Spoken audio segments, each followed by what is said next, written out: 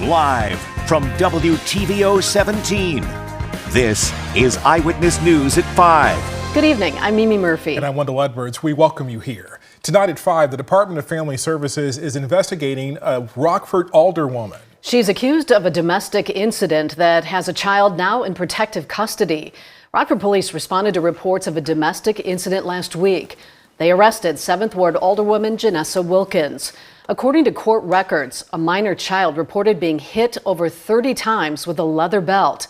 Charging documents say the child suffered injuries on her left arm and legs. Wilkins is charged with domestic battery causing bodily harm.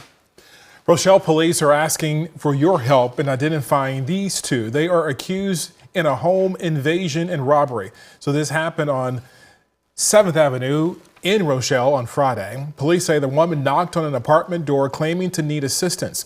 After being let inside, that's when they say the man walked in with a handgun, beating and robbing the homeowners. The two of them ran off. Police are asking anyone with information or who you recognize these two to please contact them. Well, we've been seeing rain for most of the day here in the state line, and we could be seeing some more. Let's check back in with Chief Meteorologist Candace King for a closer look. Candace. Yeah, those higher rainfall totals kind of situated just to the south, where anywhere from half an inch up to 3/4 of an inch have come down, and that's kind of along our far southern counties. You get a little further north, those rainfall totals closer to that 1/4 of an inch. But we will see some additional rain move in with the second or third round of rain showers and a few embedded thunderstorms now moving in from the south. It's more light rain drizzle that we've got right now, but again, we'll see those rain showers expand, all tied into an area of low pressure moving across the central plains.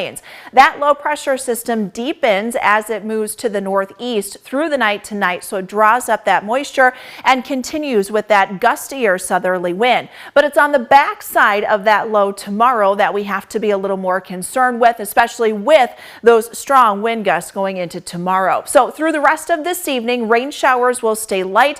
They'll pick up a little more, become scattered as we head into the late evening and overnight hours, and even a few embedded rumbles of thunder can't be ruled out as we near the midnight hour. But as colder air wraps in throughout the day tomorrow, that rain transitions over to snow from west to east, and the winds will really start to pick up. Guys, winds could gust 50 to 55 miles per hour from the northwest as those snow showers are coming down. So sharply reduced visibility through the late morning into the afternoon can be expected. But temperatures are soon to warm back close to 60. So I'll have a look at when we can see that in the first warn forecast a little later. All right, thanks, Candace. A state-line blood center is once again in critical need of donations. The Rock River Valley Blood Center announced a shortage of their supply of blood, particularly of A negative, B negative, O negative, and O positive types. These are important because they are either universal donors or more rare than other types. The blood center is a supplier of blood to hospitals and medical care providers across the state line to treat community members. So all of the blood that you donate with us at the Rock River Valley Blood Center will stay local. We supply 14 different hospitals in the region. So all of the hospitals in Rockford. We also go out west towards Freeport. We go up north into Janesville in Wisconsin. We go out east now towards Crystal Lake, and we go all the way down to Rochelle. So all of the hospitals in that region only get their blood from us. So when you donate local, it will stay local. The blood center also has a need for platelet donations to use for cancer treatment and for trauma incidents. Downtown Rockford will look a little different this summer. The big Davis Park renovation will get underway soon. We've all heard about that it's coming. So Eyewitness News reporter Tyler Sorensen got an update about the construction, the timeline, and some more potential upgrades. Tyler? Yeah, Wendell, Mimi, right now Davis Park is what the name suggests, a big open park. But the hope is to turn it into much more for the community to enjoy. Talks about the park upgrade has been going on for almost a decade, with a playground, skate park, and small stage being confirmed for the park, along with a long-term goal to add in a water area and ice rink. The reason for the upgrade is to make the park more welcoming and useful for everyone in the community, while also being flexible for special events. So obviously the current state is different. It's kind of the process has already begun with the removal of the Lorden building, which was a key feature of the park, kind of getting it ready for redevelopment. So the new plans really call for it to be a much more activated park on a daily, weekly basis than it had been in its previous iteration, which was much more special event-based or festival-based. Construction is set to start in June and should be all complete by June of next year. Wendell. Tyler, thank you. The Winnebago County State's Attorney Jay Hanley held his annual year in review today. Hanley spoke during a news conference about the past year in his office. The state's attorney's office handled more than 3,200 criminal felonies and over 2,500 misdemeanors. That office also saw a 71% conviction rate in murder trials and over 90% for firearm cases involving repeat offenders, and almost an 80% success rate for domestic violence cases. Hanley went on to detail about his worries, though, looking forward, particularly regarding staffing and funding. You know, it kind of pains me to not have a designated special crimes prosecutor because we do have so many sex crimes. I'm more concerned about the fact that the resources are potentially going to dip. When I'm kind of what keeps me up at night is more often what do we do when the resources and the funding either plateaus or drops. Among Hanley's goals for this year, he hopes to announce convictions in cases against Duke Webb and Christian Soto, among others. The Department of Government Efficiency is recommending the closure of a federal government building based in Rockford. It's part of their efforts to reduce government spending. According to DOGE's website, Rockford Social Security Administration building on East Jefferson Street has an annual lease cost of over $36,000. The agency hopes to save more than $2.4 million a year by closing it and several other federal facilities throughout Illinois. The president will give his address to a joint session of Congress tonight. When we return, what lawmakers on both sides of the aisles are anticipating from this big speech. And tonight at 6, we begin our Remarkable Women series as we introduce you to some extraordinary women making an impact on our community. You're watching Eyewitness News, your home team, with Mimi Murphy, Wendell Edwards, Scott Leber, and Chief Meteorologist Candace King. All eyes are on Washington tonight. President Donald Trump will deliver an address to a joint session of Congress. Republican and Democratic lawmakers will be in attendance. Raquel Martin brings us details on what we should expect. After a whirlwind first 43 days in office, tonight, President Donald Trump takes center stage, delivering an address to a joint session of Congress, the first of his second term. It's his triumphant return 5 years after his last State of the Union address. Republican House Speaker Mike Johnson says the speech will highlight work already done. There really is so much to celebrate. President Trump signed a record 76 executive orders, ramping up deportations, banning DEI programs, rolling back environmental regulations, and with the help of Elon Musk, making sweeping cuts across the federal government. In Texas, we have this thing called spring cleaning, undo the waste, fraud, and abuse. White House border czar Tom Homan says President Trump will call on Republicans to do their part in the upcoming budget. We need Congress to step up. Democrats tonight we expect the president to put on a master class in dishonesty, warned the spending cuts endanger programs like Social Security and Medicaid, while steering more taxpayer dollars to themselves and their billionaire friends. And say newly announced tariffs on Mexico and Canada will make matters worse. It's going to cost people and it's going to hurt our economy. The Wall Street Journal said it was the stupidest trade war in history. The president says he will also speak about the future of Ukraine. Following a spat with Ukraine's president last week, the administration froze military aid to the U.S. ally last night. That was Raquel Martin reporting. Illinois 17th District Representative Eric Sorensen was asked earlier this afternoon about his thoughts ahead of tonight's address. I want to see the president talk about unity because we're hearing so much in this political divide today about how the government is fracturing itself. You know, and it's not just Democrats saying that. You know, I hear more and more from Republicans in my district, Republican constituents, who are saying that I voted for Donald Trump, but I didn't vote for him to do this. Sorensen's guest at tonight's address is an IRS compliance officer who was laid off by the Trump administration's cuts. A deep low-pressure system could be coming to the area in the coming day. When we return, Chief Meteorologist Candace King will tell us more about what this will mean for all of us. Her full forecast is next. Your first warned weather forecast from Chief Meteorologist Candace King.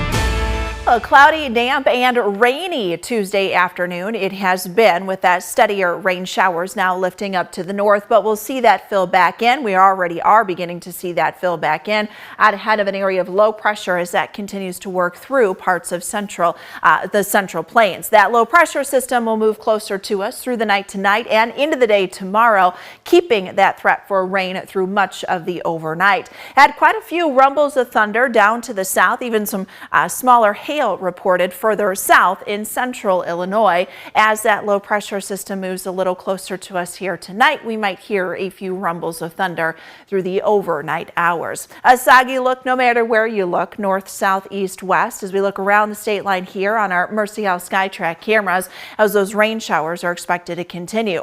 Temperatures will stay in the 40s, just like what our weather watcher Sandy down in Kirkland Fairdale area has here this evening. 43 degrees, southerly wind at 8 miles per hour, 4/10 of an inch of rain already. Jean down in DeKalb, 45 right now, and that wind coming in at 10. Occasionally we'll get some stronger wind gusts through this evening. They may lighten up a little here as we head into the early morning hours tomorrow before really starting to ramp up, especially as we get into the mid to late morning hours tomorrow and then really pushing into the afternoon. So let's plan this all out. Notice as we go through this evening, those rain showers, they're a little more light, but we're still continuing with that coverage. So some drizzle, light rain that'll take us through sunset there a little after. As we get closer to midnight and then after midnight, we'll start to see more scattered rain, but to the west and northwest, a few rumbles of thunder tied into some heavier rain showers can be possible, and that's where we might pick up an additional 3/4 of an inch to maybe an inch of rain coming in. So I do think area wide a lot of us will be pushing that 1 inch mark when all is said and done as far as the rainfall amounts, and some could even be pushing higher than that, especially where we've already had 1/2 inch to 3/4 of an inch of rain come down to the south. Winds will lighten up just a touch as that low pressure system is overhead tomorrow morning. We'll start off with some light rain and some drizzle, but colder air wrapping in on the backside of that low to our west will quickly move across the region through the morning and into the afternoon, changing over any rain showers to snow showers. With that, our temperatures starting off in the 40s will drop through the 30s into the afternoon. So high temperatures, yes, they're in the 40s tomorrow, but that's not where we're spending our afternoon and really not where we're spending our evening. Those numbers will drop. Wind-driven snow showers will then continue into the afternoon as we go through Wednesday before winding down Wednesday night, clearing out then as we head into Thursday as high pressure builds back in. Right ahead of our next low pressure system, that'll begin to work in once we head into late Thursday night, early Friday, some lighter snow showers with some minor accumulations. So when we look at our wind gusts here through the night, again, winds could gust as high as 25 to 30 miles per hour, but as that cold air starts to wrap in on the backside of that low tomorrow, this is what I'm more focused on. The winds coming in from the northwest, gusting at times 50 to 55 miles per hour through the afternoon. You combine that with, even if it's a light snow coming down, that'll really drop that visibility as you head out the door tomorrow, specifically for the late morning and then throughout the afternoon and early evening. Our winds will lighten up just a little bit there as we head into Wednesday night and then into Thursday. So wind advisory goes into effect tomorrow for everyone with those strong winds from the northwest. Temperatures dropping through the 30s. We're dry Thursday, some snow on Friday, dry weekend, and then warming back up as we head into next week. Candace, thank you. Scott's in next with sports. He'll tell us where the action will be tonight in boys tournament basketball.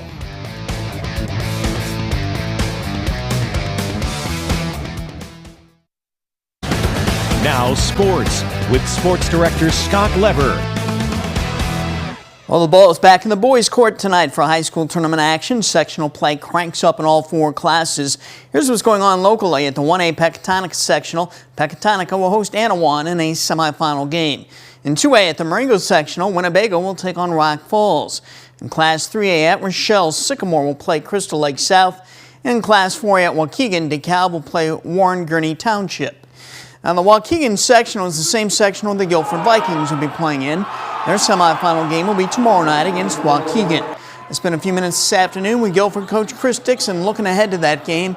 That for you tonight at 9 and 10.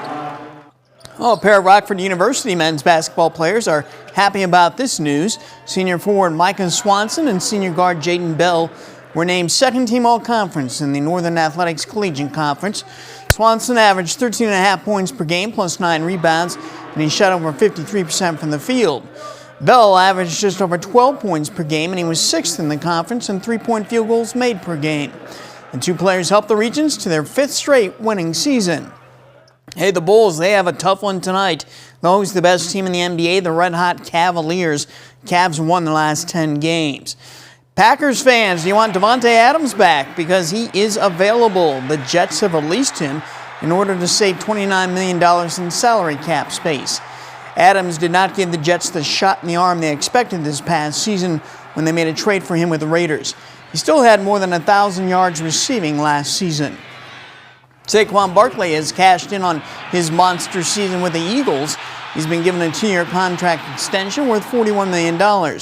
He is the highest paid back in the NFL. He set a league record for the most combined rushing yards in a season, regular season and playoffs, with more than 2,500 yards. Be right back. Sounds like the wind's really going to be whipping out there. Yeah, we've got a pretty strong system moving through, so that'll enhance a lot of that wind, especially as we get into the afternoon tomorrow. So we've got a little breeze from the south tonight. So we've got rain, and rain showers will kind of increase through the overnight. Might even hear a few rumbles of thunder. Not anything severe. All of that is staying down to the south. But as we head through the day tomorrow, we've got colder air coming in. It'll feel a lot different tomorrow afternoon and tomorrow evening for sure. First Warn Interactive Radar brought to us by Rockford Glass and More. We've got those rain showers moving in tonight. We'll see an additional ½ an inch, maybe up to an inch of rainfall here through now into early tomorrow. But that rain transitions over to snow. Winds will pick up. Winds may be a little light actually tomorrow morning. Don't let that fool you because they'll really ramp up into the afternoon. Wind advisory goes into effect with gusts approaching 50 miles per hour. Wow. Thank you, Candace. And thanks for joining us. We'll see you at 6.